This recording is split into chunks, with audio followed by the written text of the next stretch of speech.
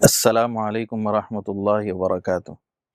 الحمدللہ، آج کردار اسٹوڈیو میں ہمارے درمیان میں حضرت مولانا مفتی احسان احمد صدیقی صاحب، ڈائریکٹر ادارہ وفاق المکاتب، اور اسی طریقے سے مفتی سلمان احمد صدیقی صاحب، ذمہ دار ادارہ وفاق المکاتب، یہاں موجود ہیں۔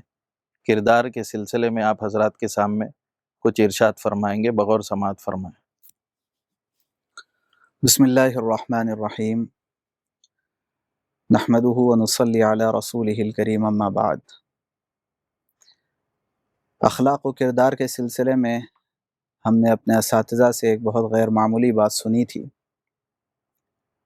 خیال آیا کہ اس کو پیش کر دیا جائے۔ عام طور پہ لوگ سمجھتے ہیں کہ مسکرا کے بات کرنا اور میٹھی اور شیریں بات کرنا یہ اخلاق ہے۔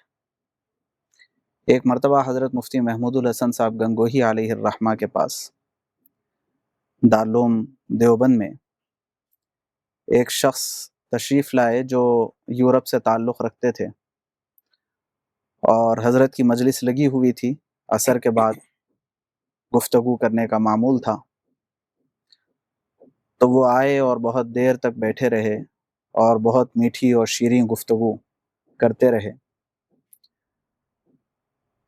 ان کے واپس جانے کے بعد آپس میں مجلس میں بیٹھے ہوئے لوگ تبصرہ کرنے لگے کہ یہ یورپ کے لوگ کتنے با اخلاق ہوتے ہیں، کتنے کردار والے ہوتے ہیں۔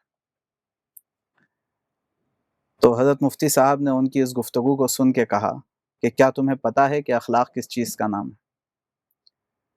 فرمایا کہ دراصل اخلاق نام ہے خدا کو بھی راضی کرو اور مخلوق کو بھی راضی کرو۔ خالق اور مخلوق دونوں کو راضی کرنے کا نام اخلاق ہے۔ جو لوگ صرف مخلوق کو راضی کرنے کی فکر میں خدا کو ناراض کرتے ہیں، ان کو کبھی بھی با اخلاق اور با کردار نہیں کہا جا سکتا۔ جزاکم اللہ خیرا۔